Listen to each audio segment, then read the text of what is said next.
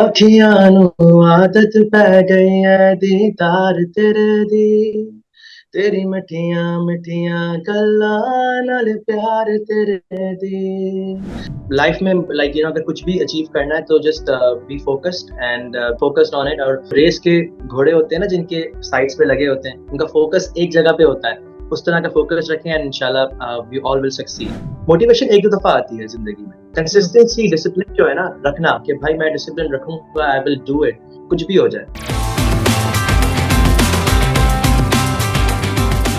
अस्सलाम वालेकुम लिसनर्स, आप सुन रहे हैं स्टार स्ट्रक। मैं हूं आपके साथ आपकी आरजे माविश खान और मेरे साथ मौजूद हैं आज बहुत ही जबरदस्त से म्यूजिशियन।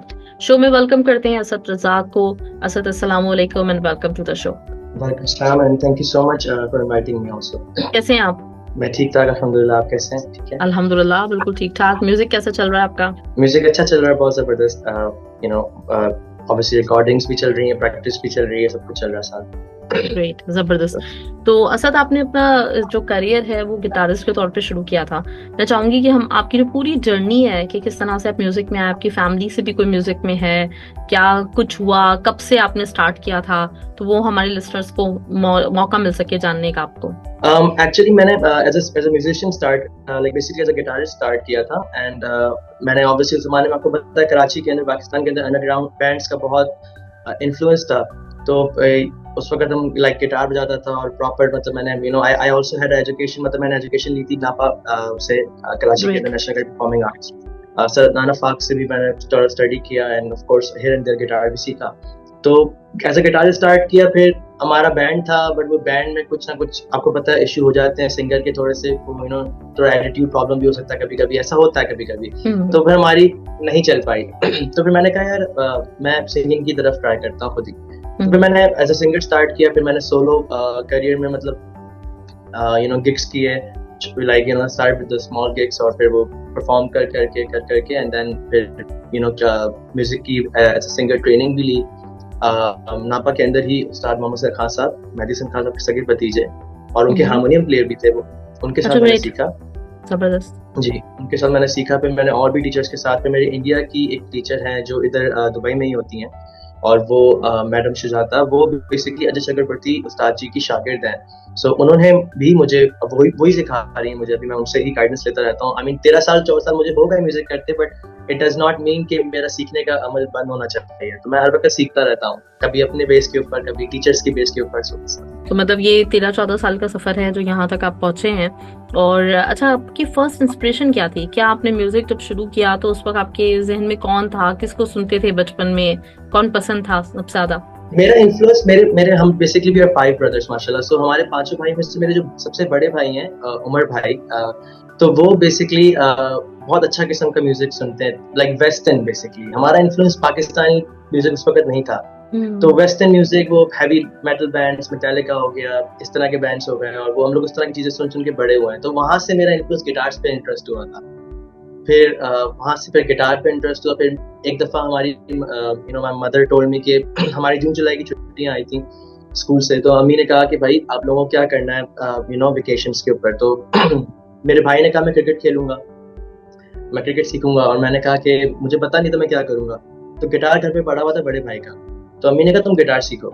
तो वहां से फिर वो स्टार्ट हुआ गिटार सीखना, and then I think most influence is the western bands, and then later on सीख सीख के कर करके फिर सोनू निगम, अरिजीत सिंह, सर खान साहब, नुसरत अली खान साहब, और फिर बहुत बड़े बड़े नाम। मैं सोनू निगम का बहुत डाई हार्ट फैन हूँ, मैं अरिजीत सिंह का बहुत फैन हूँ। You know like these people also influence, you know. Great, जबरदस्त। अच्छा, आपको पहला असद अपना सॉन्ग याद है, जो पहला गाना आपने परफॉर्म किया था वो, अगर तो मतलब आप सुनाना चाहें, मतलब कब आपने वो गाया, अपना गाना गाया था या फिर किसी और के गाने जो गाते थे? पहली परफॉर्मेंस कौन सी थी बेसिकली आपकी, पब्लिक परफॉर्मेंस? पब्लिक परफॉर्मेंसेस मेरी कवर सॉन्ग्स पे रही है, लेकिन मैं आपको अपना ओरिजिनल गाना सुना देता हूँ जो मैंने रिलीज किया था जी म्यूजिक कंपनी से। This is release from Zee music company. So Punjabi track है, मैं हूँ भी पंजाबी, लेकिन मैं कराची में पला बड़ा तो उर्दू बोलता हूँ बिल्कुल। तो अखियां नू आदत पै गई है दीदार तेरे दी तेरी मिठियां मिठियां गल्लां नाल प्यार तेरे दी जेड़े दिल ते वार चलावे तू सवार तेरे दी तेरी मिठियां मिठियां गल्लां नाल प्यार तेरे दी हुण तेरे ख्यालां विच तेरे ही ख्यालां विच बस लंघदे ने वेले तेरे नाल जदों दा होया मैनू प्यार सोहणिए हाय तेरे नाल जदों दा होया मैनू प्यार सोहणिए तेरे नाल जदों दा होया मैनू प्यार सोहणिए हाय तेरे नाल जदों दा होया मैनू प्यार सोहणिए। जबरदस्त जबरदस्त, ग्रेट, जबरदस्त। तो ये आपका मतलब पहला सॉन्ग था? आई मीन दिस इज मैं इसको कह सकता हूँ ये वाला सबसे पहला गाना था, क्योंकि जो पहला गाना था जो हमने रिलीज किया था वो तेरे बिना गाना था, बट वो इतना कोई उसको रिकॉर्ड प्रॉपर नहीं हुआ। तो फिर मैं इसको ही ऑफिशियल गाना प्रॉपर करता हूँ। फिर एक और भी हमारा गाना है कमी, but that is also not something that मतलब मुझे ये अच्छे लगते हैं, ये वाले ये थोड़े से ऑफिशियल गाने ज्यादा अच्छे हैं। इसमें मेरे 2 गाने रिलीज हमने ऑफिशियल किए थे, जिसमें से जी म्यूजिक कंपनी से हमारा रिलीज हुआ, फिर 2 स्काई टीटी सीडी रिकॉर्ड से हुए पाकिस्तान से। सो या तो आप अगर अपने म्यूजिक को मतलब अगर कोई समझे कि कोई नाम देना चाहें तो वो किस तरह का, मतलब आप कौन सा जॉनरा है जो सबसे ज्यादा आप इंजॉय करते हैं, उस पे आप गाने बनाना चाहते हैं? I think pop music is basically the genre that I work in, but actually मैं सुनता सब कुछ हूँ, और कभी ना कभी किसी भी किस्म का इन्फ्लुएंस आ सकता है। May be it can be a semi classical भी इन्फ्लुएंस हो सकता है, थोड़ा थोड़ा रॉक भी इन्फ्लुएंस हो सकता है, कभी कभी बिल्कुल ही पॉप, कभी कभी बिल्कुल R&B ट्रैक भी बन सकता है। सो वो डिपेंड करता है, बट मोस्टली जो मैं अपने गानों पे काम कर रहा होता हूँ वो पॉप गानों पे ही होता है, पॉपुलर कल्चर। कंपोज भी आप खुद ही करते हैं अपने गाने? जी, मैं कंपोज भी खुद ही करता हूँ। सही। और मतलब लिरिक्स इसकी और की यूज करते हैं या फिर लिखते भी आप खुद हैं? नहीं, लिरिक्स मैं लिखवाता हूँ किसी से। अगर लेट सपोज कोई गाने की स्पेशल मीनिंग है, जैसे ये अखियां नुआ है, और अगर लिरिकल एस्पेक्ट से मैं बात करूँ तो मैं खुद भी लिखता हूँ, बट मैं जब लिखता हूँ तो एक स्पेशल टाइप का इन्फ्लुएंस होता है उसके अंदर। तो मैं चाहता हूँ कि अगर थोड़ा सा चेंज करूँ अपनी डायरेक्शन को, तो फिर किसी से लिखवाना जरूरी होता है, क्योंकि अलग माइंड होता है, अलग चीजें होती है, तो you get some kind of a different knowledge in the lyrical part also. Great, जबरदस्त। तो अच्छा, गाना जब भी कोई मतलब बनाते हैं आप, तो उसमें पहला क्या, एक जो सबसे पहली चीज क्या होती है? उसकी कॉम्पोजिशन होती है, किसी के लिरिक्स आपको अच्छे लगते हैं, आप उसके ऊपर काम करना चाहते हैं, सबसे पहला स्टेप क्या होता है आपके गाने का? सबसे पहला मेलोडी है, मेलोडी आती है दिमाग में, मेरे दिमाग में। लोगों के साथ लिरिकल भी होता है कि कोई शायरी अच्छी लगी तो उसके हिसाब से वो कहते हैं कि हमें इस तरह का गाना बनाना है। मेरे साथ शुरू से, क्योंकि मैं एज ए म्यूजिशियन बहुत रहा हूँ, मैंने गिटार बहुत बजाया है, तो मेरा दिमाग हमेशा पहले मेलोडी पे चलता है। मेलोडी अच्छी लगती है तो फिर कहीं ना कहीं वर्ड्स डेवलप होना शुरू हो जाते हैं ऑटोमेटिकली। जबरदस्त जबरदस्त, सही। तो अजय, अभी आप मतलब अपने गानों पे ही काम कर रहे हैं, या फिर जैसे आपने कहा कि आप गिटारिस्ट हैं, तो किसी और के साथ भी अभी भी आपका ऐसा रहता है कि कोलैब करते हैं आप? अभी नहीं, अब बिल्कुल छोड़ दिया। अब सिर्फ अपने ही करियर पे फोकस है और किसी पे भी नहीं, क्योंकि एक्चुअली पर माइंड जो है ना वो आपका, एक तो टाइम भी होता है, टाइम इश्यूज हो जाते हैं, फिर आप बेहतर ये होता है कि फिर अपने करियर पे ज्यादा फोकस होता है। तो अभी मैं इस वक्त जो अभी कर रहा हूँ वो अपने ओरिजिनल गानों पे ही फोकस कर रहा हूँ। जो अभी हम लोग हमारा एक और ट्रैक इंशाल्लाह सितंबर में हम लोग उसको करेंगे, और 2 ट्रैक्स हमारे ऑलरेडी, एक उसमें कवर है और एक जो है ओरिजिनल गाना है जो रिलीज होने वाले हैं, तो वो मुहर्रम के बाद हो जाएंगे। अच्छा, अभी आप अपना काम कर रहे हैं सर, तो लेकिन ये है कि कभी ऐसा होता है कि आपने जिनको बचपन में सुना होता है, तो बचपन में बड़ा दिल होता है कि कभी मौका मिले इनके साथ स्टेज शेयर करने का, इनके साथ कोई गाना गाने का, तो कोई ऐसा नाम है इस वक्त आपके जहन में? सोनू निगम, अरिजीत सिंह, एंड वेस्ट के अंदर आई थिंक वेस्ट के अंदर तो बैंड्स हैं एक्चुअली, और वो वेस्ट के अंदर आई मीन ऑफ कोर्स वो हमारा म्यूजिक जॉनर बिल्कुल उस तरह का है भी नहीं, मतलब वो काफी हैवी है। और मैं बट या आई मीन अगर शेयर करना होगा तो एक गिटारिस्ट है वहाँ पे स्लैश, सो उसके साथ मैं गाना गाना चाहूंगा, वो मेरी गिटार बजाए तो अच्छा। जबरदस्त जबरदस्त, ग्रेट। कितनी प्रैक्टिस करते हैं अभी आप अपने मतलब म्यूजिक को लेके? कितने घंटे देते हैं अपने म्यूजिक को रोजाना? मैं म्यूजिक को मेरी कोशिश एक्चुअली ये होती है, क्योंकि देखिए हम लोग म्यूजिक भी कर रहे हैं, and then there are other things that we also do. So मेरा जो मिशन होता है वो ये होता है कि यार 2 घंटे के आसपास करो क्लासिकल रियाज, जिसमें से मेरा सारे स्केल्स और वो सब चीजें होती हैं, और फिर मैं अपना जो भी रिकॉर्डिंग का गाना होता है वो मैं प्रैक्टिस करता हूँ रात के अंदर सुकून से। जब वो बिल्कुल ठंडा होता है माहौल, तो मैं रात के अंदर अपना अपना रिकॉर्डिंग वाला गाना रिहर्स करता हूँ। तो 1.5-2 घंटा, कभी 1 घंटे से ऊपर, कभी बिल्कुल टाइम नहीं मिल पाया तो उसमें ऐसा भी होता है कि 20 मिनट सिर्फ सा मिला लिया, दैट्स इट। और वो कहीं ना कहीं इन्फ्लुएंस होता है, कहीं ना कहीं मसल मेमोरी बिल्टअप होती रहती है। तो दैट्स द गोल, होता रहता है। करता मैं हर दिन, छुट्टी नहीं करता रियाज से, हर दिन, कोई भी दिन ऑफ नहीं करूंगा। बीमार भी होंगे तो करूंगा, सब जगह करूंगा। अच्छा, ग्रेट। मतलब इतना इतना आप पैशनेट होके करते हैं, सही। अदर देन म्यूजिक आपकी हॉबीज क्या है? म्यूजिक ही है एक्चुअली, म्यूजिक है। और मूवीज, अगर मूवीज भी नहीं, मतलब बेसिकली मुझे horror shows, horror movies, suspense, thriller, इस तरह की चीजें देखने का शौक है। बट जो पैशन है वो, या हॉबी भी म्यूजिक है, पैशन भी म्यूजिक है, और कुछ है नहीं इसमें। अच्छा, ग्रेट। मतलब फुल टाइम आपने अपना म्यूजिक को दिया हुआ है, या फिर आप कोई और जॉब भी करते हैं? मैं बेसिकली दुबई के अंदर बेसिकली सेल्स इंडस्ट्री के अंदर होता हूँ। एक रियल एस्टेट के अंदर काम करता हूँ मैं, जिसमें हमारे रियल एस्टेट में भी होता है मेंटेनेंस, हमारी सर्विसेज हैं यहाँ पे, तो हम उसमें भी काम कर रहे होते हैं। तो वो भी एक फुल टाइम डेडिकेशन है, उधर भी करना है, उधर भी बेस्ट देना है अपना, और फिर इधर भी तो वो चल रहा होता है साथ। लेकिन म्यूजिक चूंकि आपका पैशन है, तो उस मसरूफियत के साथ भी आप इसके लिए टाइम निकालते ही निकालते हैं। प्लीज 2 घंटे तो आपने मतलब लाजमी निकालने। ग्रेट, जबरदस्त। और यही मतलब जो ना ये चीज होती है, जो जितने भी लोग मतलब इन केस कोई यंग लोग हैं और जो अपना मतलब चाहते हैं म्यूजिक में करियर बनाना, किसी भी चीज में और बनाना, तो जो उनका पैशन होता है उसके लिए हमेशा उनको एक अलग से टाइम निकालना मतलब जरूरी होता ही होता है, चाहे आपकी कोई भी रूटीन बन रही हो। अच्छा सर, मैं चाहूंगी कि आपका कोई एक और हम म्यूजिकल ट्रैक सुने। ओके, मैं आपको सुनाता हूँ खुदगर्ज। This is Urdu track. ये भी हमने रिलीज किया था, ओरिजिनल गाना है ये भी। हाँ, मैं खुदगर्ज हूँ मोहब्बत में, मुझे सिर्फ तुम चाहिए है।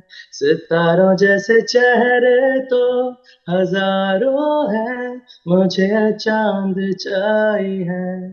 हाँ, मैं खुदगर्ज हूँ मोहब्बत में, मुझे सिर्फ तू चाहिए। सितारों जैसे चेहरे तो हजारों हैं, मुझे चांद चाहिए। सभी चाहते हैं, सभी राहते है तुमसे शुरू, तुम पे मुकम्मल। समझो मुझे दीवाना आशिक, ये रस्मी नहीं है इश्क कामिल। कोई भी नजारा ना दिखे, कोई भी सहारा ना दिखे, भटका सा दिल है इस कदर, ना कोई नजारा ना दिखे। जबरदस्त, जबरदस्त, ग्रेट, बहुत आला, बहुत आला। अच्छा, अभी तक आपने जितने भी गाने गाए, मुश्किल सवाल है लेकिन अगर मैं आपसे पूछूं कि उनमें सबसे ज्यादा आपके दिल के करीब कौन सा है, सबसे ज्यादा फेवरेट कौन सा है? सबसे ज्यादा फेवरेट ये कि वो जो मैंने पहले गाया था ना, इससे पहले तेरे नाल प्यार, that is my favourite. Because उस जमाने में मैं एक्चुअली वो जो गाना था ना, उसपे जो वोकल्स जो उसके रिकॉर्ड हुए थे ना, वो बहुत प्यारे हुए थे। तो जब हम स्टूडियो में थे तो वो जो वोकल रिकॉर्ड हुए और वो जो ट्रैक बना, तो वो मेरा फेवरेट है। और मैं अभी भी उस गाने को सुनता हूँ तो मुझे सबसे बेस्ट लगता है वो गाना। और मुझे वोकल वाइज क्योंकि बहुत क्लियर वोकल्स थे और बड़ा मजा आया था उस गाने को रिकॉर्ड करके, और अच्छा एक्सपीरियंस था। अच्छा, वीडियो पे कितना आपका ध्यान होता है कि अब ये गाना बन गया है तो इसकी वीडियो किस तरह की होनी चाहिए, उसके पर्सनली उसमें इंटरेस्ट लेते हैं आप? पर्सनली बिल्कुल इंटरेस्ट लेता हूँ। मतलब लाइक जैसे मेरे जो मैनेजर हैं सोहेल, कलयुग सोहेल भाई, वो सारा इस तरह का जो भी काम होता है वो सारा वो खुद कर रहे होते हैं। क्योंकि देखिए, मैं अपना आइडिया बता सकता हूँ, लेकिन बेस्ट ये होता है कि मैं एक अपनी पिक्चर जो मेरे दिमाग में बनी हुई भाई कि ये गाना इस तरह का होना चाहिए, तो उस हिसाब से सोहेल भाई को बताता हूँ, फिर वो अपने हिसाब से उसके हिसाब से जो भी हम लोग का बनता है। बट इट्स लाइक 50-50 होता है वो, क्योंकि ज्यादा पता उन लोगों को होता है कि वीडियो में, मैनेजर्स को ज्यादा पता होता है कि वीडियो किस तरह का होना चाहिए, लोकेशंस कौन सी होनी चाहिए। हम आर्टिस्ट तो आपको पता है म्यूजिक में ही होते हैं, हमारा ज्यादा उस साइड पे ध्यान नहीं होता। बिल्कुल। बिल्कुल।